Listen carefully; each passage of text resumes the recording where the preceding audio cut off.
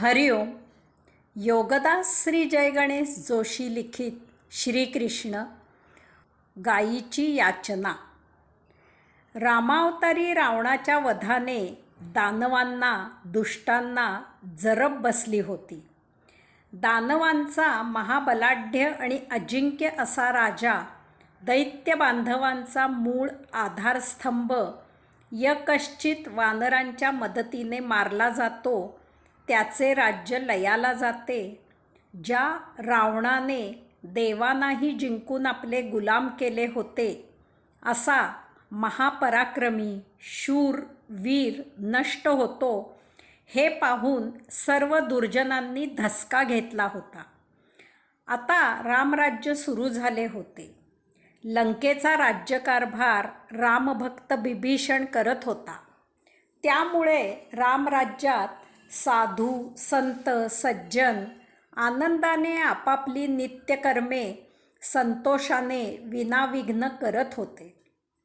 राम अवतार समाप्त झाल्यावरही काही काळ सर्व काही यथास्थित चालले होते. परंतु यथाकाळी दैत्य पुन्हा मातले. आता तेही सावध झाले होते. त्यांनी आता राजे राजवाडे, धनिक वळीक, सत्ताधीश राजकारणी यांच्याच पोटी जन्म घ्यायला सुरुवात केली होती. याचा अर्थ असा आहे की ज्या राजांनी प्रजेचे रक्षण करायचे, ज्या धनिक वळीकांनी प्रजेला मदत करायची, ज्या सत्ताधीशांनी प्रजेचा सांभाळ करायचा, त्यांनीच प्रजेचा छळ करायला, त्यांच्यावर जुलूम जबरदस्ती आणि अन्याय करायला सुरुवात केली होती. सत्ता महावाईट असते. तिच्या शक्तीच्या सदुपयोगापेक्षा दुरुपयोग करण्याकडेच कल असतो.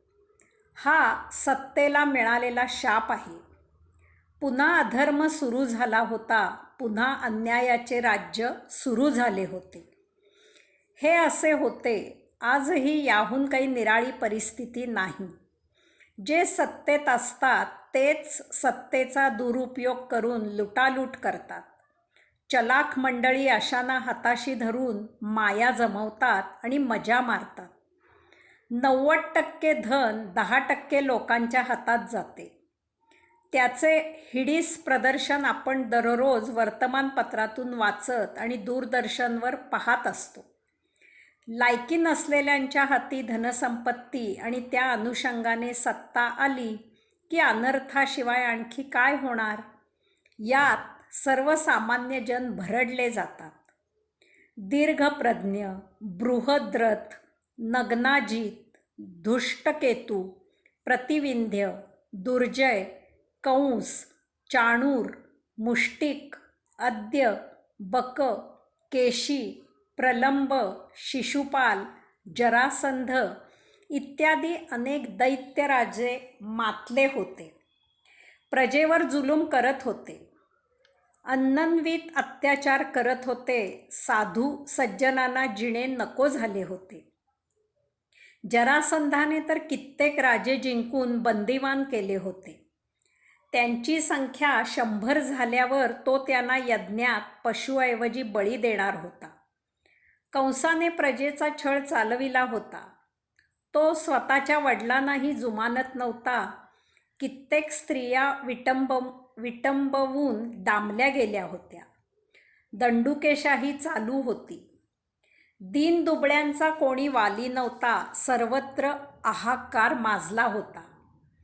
या दैत्यभाराने आणि त्यांच्या महाभयावह अशा जुलमाने पृथ्वी त्रस्त झाली. तिने गायीचे रूप घेतले आणि ती ब्रह्मदेवाकडे गेली. पृथ्वीवरील जुलमाची कहाणी ब्रह्मदेवाला सांगण्यासाठी गायीची योजना केली गेली. गायीने ब्रह्मदेवाला दैत्यांच्या अत्याचाराची कहाणी ऐकवली. ब्रह्मदेव ऋषीमुनी इंद्रादी देवांना घेऊन श्रीहरी परब्रह्म परमात्म्याकडे, योगेश्वराकडे क्षीरसागरी गेले. त्यांनी गायींनी सांगितलेली पृथ्वीवरील अन्यायाची आणि अधर्माची हकीकत परमात्म्याला सांगितली आणि परमात्म्याला पृथ्वीच्या रक्षणाचे साकडे घातले. परमात्म्याने त्यांना अवतार धारण करून अन्यायाचे पारिपत्य करण्याचे धर्म संस्थापनाचे आश्वासन दिले. त्यासाठी करायची तयारी सांगितली आणि ब्रह्मदेवासह सर्व देव संतोषाने परत आले. अन्यायाचे, अत्याचाराचे, अधर्माचे वृत्त गायीने ब्रह्मदेवाला सांगितले. ब्रह्मदेव ऋषीमुनी आणि इंद्रादी देवांना घेऊन परमात्म्याकडे, त्या श्रीहरीकडे गेले. त्यासाठी पृथ्वीने गायीचे रूप धारण केले. यामागे कारण आहे. गाय निरुपद्रवी आहे. तिचा कधीही कोणालाही जराही त्रास होणे असंभव आहे. इतकेच नव्हे तर ती अति उपयुक्त आहे. तिचे दूधच नव्हे तर गोमय, गोमूत्र अति औषधी आहे. अशा गायीला म्हणजेच निरपराध जीवांनाही या पृथ्वीवर जगणे अशक्य झाले होते.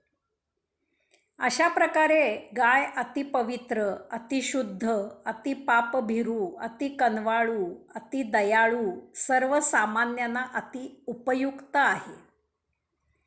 परमात्मा दीनदुबळ्यांचा, गोरगरिबांचा, पवित्र आचरण करणाऱ्यांचा, धर्माचे पालन करणाऱ्यांचा कैवारी आहे. तसेच ब्रह्मदेव, ऋषीमुनी, इंद्रादी देवांना घेऊन श्रीहरी परब्रह्म परमात्म्याकडे गेले. परमात्म्याला साकडे घालणाऱ्याचीही तितकी लायकी असावी लागते. धनदांडग्यांच्या मदतीला परमात्मा धावून येत नाही. यावरून योग्य तो बोध घ्यावा. धनसंपत्तीचे मागे अवास्तव लागू नये. आपल्या पूर्ण क्षमतेने धनसंपत्ती भरपूर मिळवावी, परंतु गोरगरिबांसाठी घास काढून ठेवावा, त्यांना घास भरवावा आणि मग आपण घास घ्यावा. यथेच्छ उपभोग घ्यावा. समाजाला उपयोगी असे कार्य करावे. माझे ते माझे आणि तुझे ते माझे ही वृत्ती नसावी. धनसंपत्तीचा, वैभवाचा सदुपयोग करावा. थोर साहित्यिक स्व. श्री पु ल देशपांडे यांचा आदर ठेवावा. दिनांसाठी दवाखाना काढणाऱ्यांचा आदर्श असावा. हरिओम.